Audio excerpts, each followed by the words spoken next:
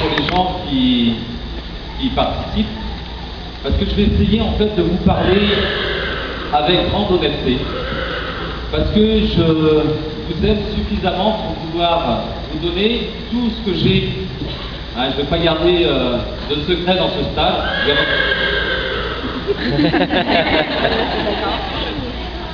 Et encore, on ne travaille pas avec des chiens. Et donc, vraiment, mon but, c'est de vous parler avec honnêteté, avec franchise, avec droiture. Et quand je parle comme ça, c'est pas toujours évident à entendre, parce que on est là pour faire rencontrer deux mondes qui sont très différents. Hein, dans le monde des êtres humains, normalement, quand tout se passe bien, on essaye de tout régler en discutant. Et d'ailleurs, quand on en vient aux mains, en général, c'est qu'on manque d'intelligence. Hein. C'est marqué dans la Bible, deux hommes qui se battent pour l'intelligence à ce moment-là de deux chiens. D'accord? Moi, j'ai envie d'être un petit peu au-dessus quand même de l'animal en question intellect, on va dire. Et là, déjà, je commence à agacer quelques personnes déjà, parce que je vais vous dire que le cheval, réellement, n'est pas un animal très intelligent. Alors déjà, ça commence. Vous voyez, vous avez bien fait d'applaudir tout à l'heure. Voilà, ça c'est mon côté honnête qui vous parle. Si on veut être vraiment honnête aussi avec nous-mêmes, et même scientifiquement, il est prouvé que l'herbivore, chose qu'est le cheval, n'est pas un animal intelligent. Il n'a pas besoin de techniques de chasse pour manger. Et de toute façon, s'il avait de l'intelligence, il ne pourrait pas se suffire de cette alimentation. Parce que l'alimentation qu'il mange, c'est-à-dire le foin, des choses comme ça, n'est pas assez riche pour nourrir un système cérébral perfectionné. Parce que de l'intelligence, il en a. Mais tout ça pour dire quand même que, sur les deux, vous êtes largement plus intelligent que le cheval. En tout cas, je l'espère. Ceci dit, il est peut-être moins intelligent que nous, mais par contre, il a des facultés auxquelles on ne lui arrive même pas à la cheville. Et je pense, moi qui connais un petit peu les chevaux maintenant, je ne suis même pas sûr de pouvoir utiliser toute la subtilité qu'ils ont en eux. Parce que c'est un animal qui est étonnant, c'est un animal très puissant, qui pourrait tuer beaucoup de prédateurs, on est d'accord, et malgré tout qui en a peur. Donc c'est avant tout une proie. Déjà, pour l'être humain, c'est un petit peu déstabilisant. Parce qu'on dit ce cheval qui est super puissant, pourquoi, notamment, et ça je suis sûr que vous avez tous eu cette réaction un jour, pourquoi le cheval se laisse frapper par un être humain, alors que d'un coup de rodéo, il pourrait le mettre par terre. On est d'accord avec ça. C'est assez déstabilisant. Et quand on aime vraiment les chevaux, et ça là-dessus je vous fais confiance, on aurait envie qu'ils se débattent. Et en fait, tout ça fait que il ne peut pas, parce que c'est à l'origine d'une proie, et en plus il y a un truc qui se rajoute par rapport au rapport des êtres humains et des chevaux, c'est qu'on a été créé dominant sur eux. Et ça, c'est rassurant. Mais attention, ça nous oblige à avoir conscience qu'on a une grosse part de responsabilité, parce qu'on est dominant naturellement sur eux, il faut qu'on fasse très attention de ne pas faire d'abus de pouvoir. D'autant plus que je vous ai dit tout à l'heure qu'on n'était pas subtil à côté des chevaux. Autrement dit, le bourrin dans les deux, c'est vous. D'accord? Donc on va vraiment prendre conscience qu'on est avec un animal qui ne règle pas des problèmes comme nous devrions les régler. C'est un monde du silence. C'est un monde, vous voyez, là, par exemple, on a un bon exemple. Les chevaux initiés tout à l'heure, ça voulait dire quoi? Ça voulait dire que ça allait pas très bien, on est d'accord? Ça voulait dire qu'il y avait un peu d'angoisse, parce qu'il y avait un copain qui cherchait un autre. C'est des chevaux qui sont arrivés dans un lieu inconnu. Sur ce lieu inconnu, ils ne savent pas s'ils vont pas se faire manger. Donc forcément, on ne peut pas leur vouloir d'avoir du stress. Ce stress dégage des hennissements. Ils hennissent pour essayer d'avoir une réponse pour que ça les rassure. Ça les inquiète encore plus, tout dépend de la réponse qu'ils auront. Mais maintenant, on sait que ça va mieux pour eux et que leur cœur bat plus sagement parce qu'on n'entend plus rien. On est d'accord avec ça. Je pense que tous ceux qui connaissent un peu les chevaux savent que dans une écurie où on n'entend pas de bruit, c'est un bon signe. Alors que chez nous, ce serait le contraire. ici, et d'ailleurs, en France, on dit il y a un silence de mort. Je ne sais pas si vous connaissez cette expression ici, Ah oui. mais en tout cas, je me méfie un peu, parce que là, depuis quelques jours, j'ai vu que ces expressions étaient différentes. J'essaye de m'habituer. Et en fait, le silence est tellement peu naturel chez les êtres humains quand on est en groupe, qu'on est obligé de mettre une minute de silence, qui est d'ailleurs rarement respectée. Vous imaginez un peu la différence par rapport à ce qu'on a là-bas, ce monde là-bas qui est dans le silence parce qu'il est bien, et ce monde ici qui est bien parce qu'il y aura du bruit. Avant que je prenne la parole, il y avait un espèce de brouhaha qui était permanent, des rires, des choses comme ça. C'est bon, on dit tout le monde est en forme. Ok? Donc voilà. Et en plus, c'est un monde où tout se règle à coups de poing. Est-ce que vous aviez analysé ça? Les chevaux, dans un troupeau, il y a un problème, il n'y a plus de problème. C'est ça, non? Ouais. Hein, je vous parle avec des exemples concrets. Si vous mettez en doute ma parole, vous allez faire un tour, il y a un troupeau de poney là-bas, vous allez vérifier ça directement. Et encore, quand un troupeau se connaît bien, il y a moins de choses. Il y en a souvent qui disent oh, je rêverais d'être un cheval. Là, si on lâche tous les chevaux ensemble, il va y avoir de la baston. On est sûr. Les chevaux ne se connaissent pas, on sait d'ores et déjà qu'il va y avoir de la baston. Nous, on ne se connaît pas, j'ai tout espoir qu'il ne va pas y avoir de baston.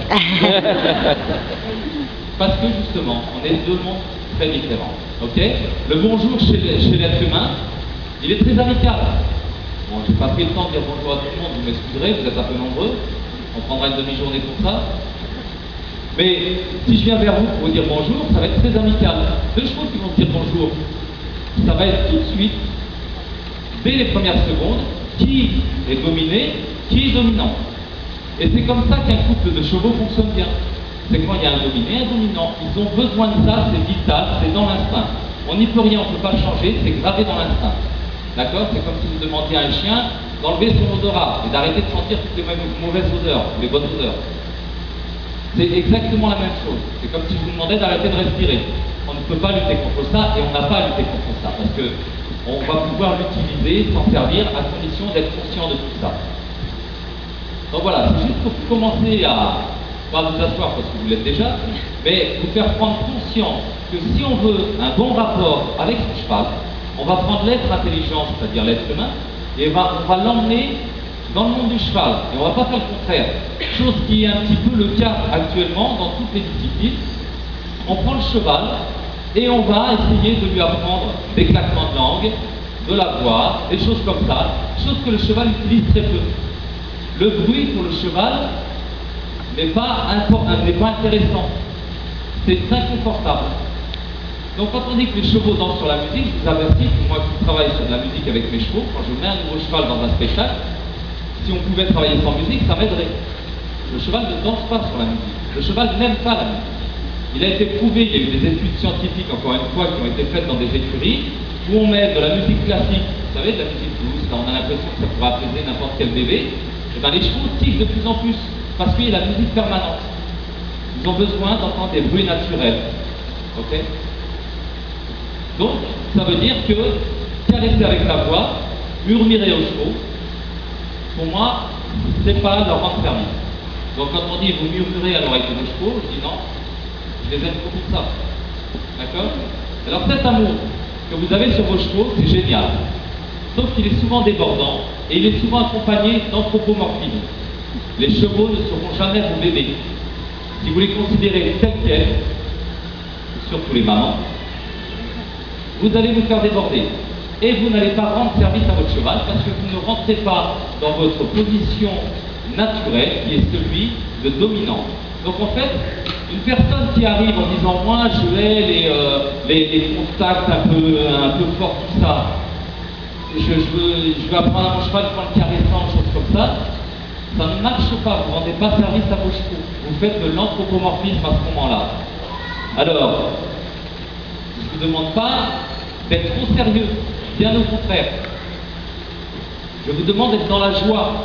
Parce que ce cheval, qui est certes moins intelligent que moi, mais en tout cas il est doté d'un scanner que moi je n'ai pas. Il vous scanne en permanence. Il sait si vous êtes calme, il sait si vous êtes bien dans votre vie, il sait si vous êtes dans la joie ou pas. Ok?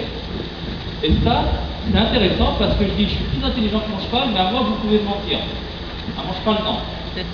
Et là, on commence à rentrer dans une atmosphère et des sensations qui sont intéressantes. Parce que ce gros monstre d'animal qui est capable de vous porter, il est aussi fort que ce qu'il est subtil. Et nous, on est au milieu, et souvent, on est en retard. Et on n'est pas dans les sensations. Et on n'est pas en harmonie avec lui. Il ne faut pas être étonné si vous prenez votre cheval pour votre bébé, qu'il y aura toujours des problèmes, parce que ce n'est pas son mode de langage.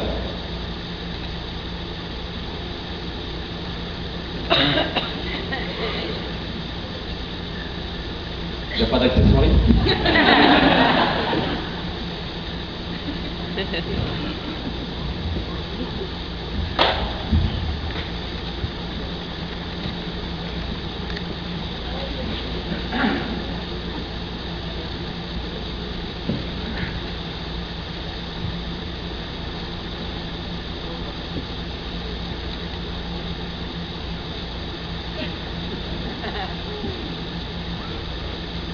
C'est bizarre, hein? Si j'arrête de parler, c'est bizarre. Vous voyez, le silence nous dérange quand on est en groupe comme ça.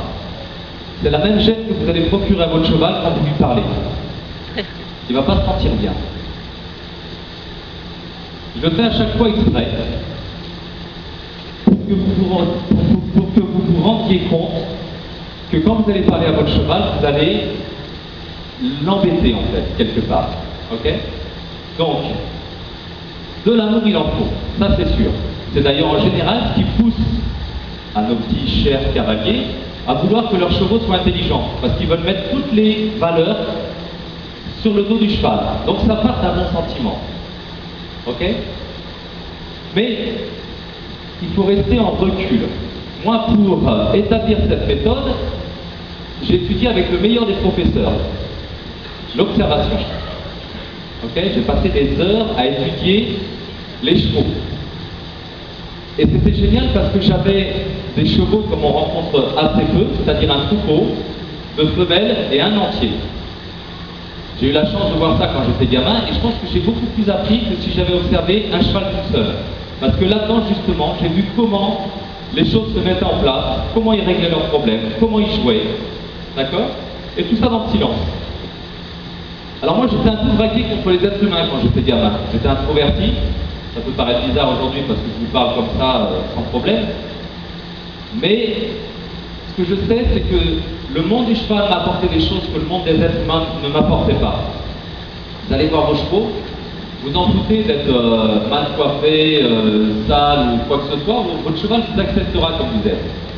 Dans le monde des êtres humains c'est pas pareil. Bon, j'ai rendez-vous, voilà.